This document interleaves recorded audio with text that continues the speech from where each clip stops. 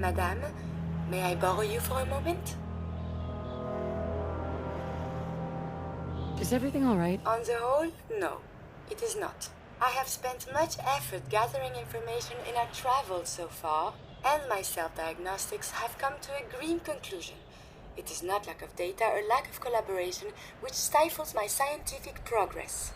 The inescapable truth is there has never been a great robot scientist.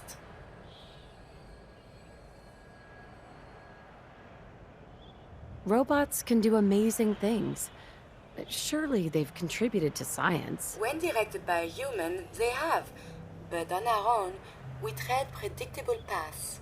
The greatest scientific minds of history, the Einsteins and the Curies, my namesake, have had something beyond raw data analysis capabilities.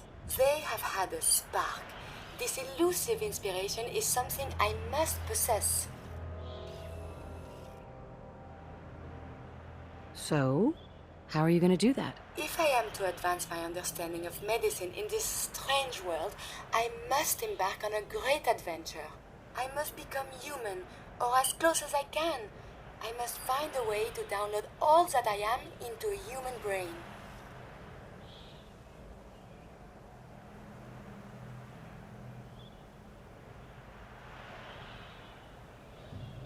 I know someone that might be able to help.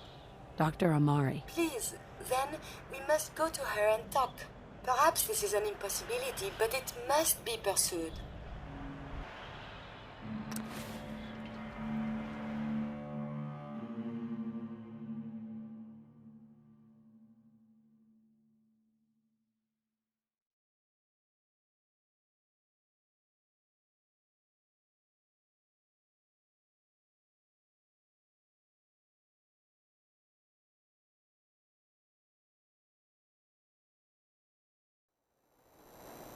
Oh, can we see the old State House?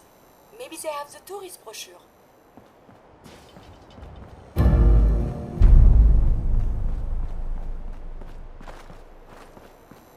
Been talk about Vault 81. Some problem there you were caught up in? Quarantine or some such?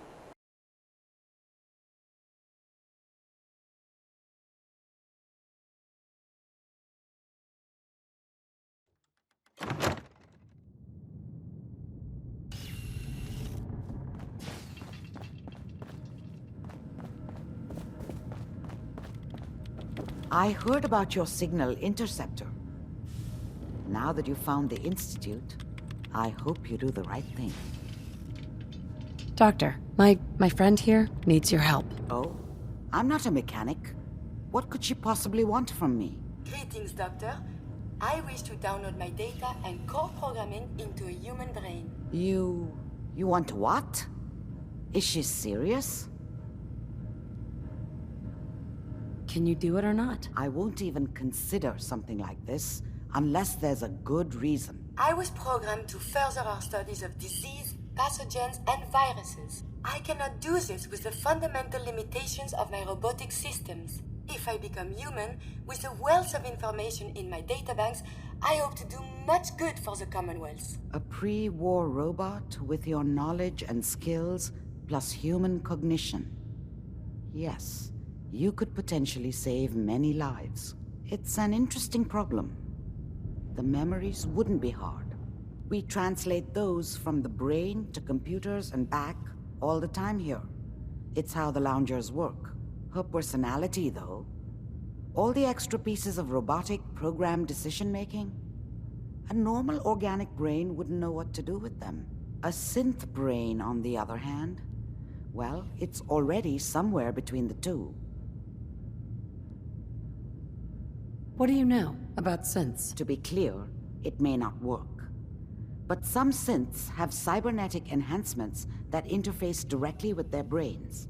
The Institute must have found an interpreter for raw data. That's my hope, at least.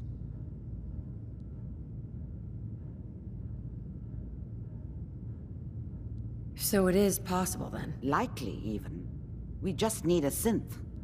And I may be able to help with that. I've worked on synths before. Giving them memory wipes so they can live a life free of the Institute. But the procedure isn't always successful. If something goes wrong, it can leave them in a brain-dead state. Living, but with no cognition. I know a caretaker for one of these brain-dead synths. If they're willing, we could try transferring your friend's consciousness into her. So you're willing to perform the operation? My patient knew the risks and opted for memory replacement. She wanted a new life. I failed her. But this procedure may be as close as I can get to fulfilling her wishes. But I cannot make this decision. Her caretaker can. Give me a day to get in contact with them. They are understandably cautious, but I think they'll hear me out. I will stay with the doctor. Assuming all goes well, I want to be ready for the procedure.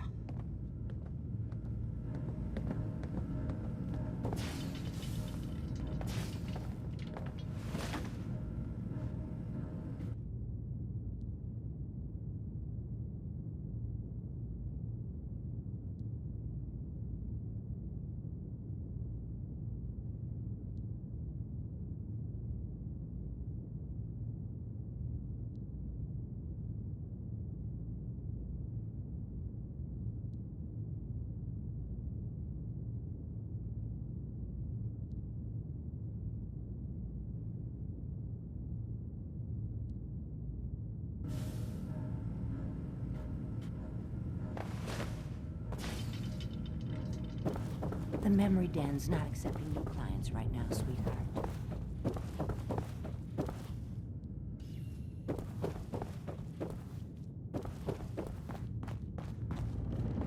So you're the one that wants to put a robot brain in G519? You know she's a synth. We're supposed to protect them. Glory, she wanted new memories.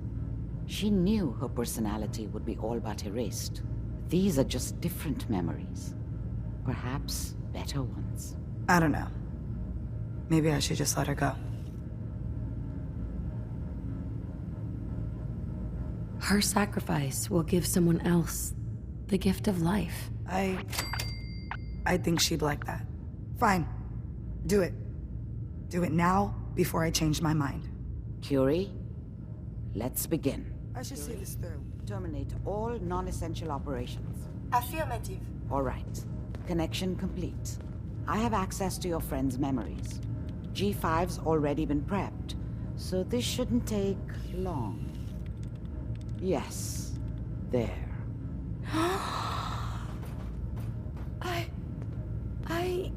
My chest. What is happening? Just breathe. It's an autonomic function. Just let your body do what it must. I feel so strange. Listen to me. Can you hear me? What is your name? My designation is Contagions, Vulnerability, Robotic, Infirmary Engineer. Or Curie. Is that really you, Curie? Yes. You sound so different with these ears. Good. Very good. Now let's test some cognitive functions. What is 1 plus 2? 3. If I threw a baseball at your head, what would you do? Move. Think of a strong memory. The first that comes to mind. Tell me about it. Dr. Burrow was very old. He was the last living scientist in my section of Vault 81.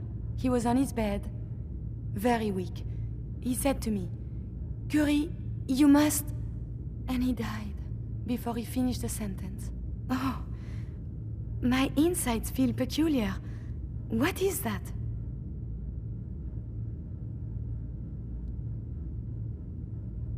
Are you okay, Curie? I feel functional, but this feeling, my chest is tight. Poor Dr. Burrow. The operation appears successful. But I think it will take a lot of adjustment for your new friend. She may need your help to make the transition. Thank you, Doctor, for this opportunity. I heard about your signal interceptor. Now that you found the Institute, I hope you do the right thing. Heads up. What do you remember? To breathe. I keep thinking if I forget to do this, no more Curie. And suddenly, all this excitement we do, there is an element of something new. What if my arm is blown off? It is not so simple to repair this now. Are you afraid? I suppose it could be fear, but something else as well.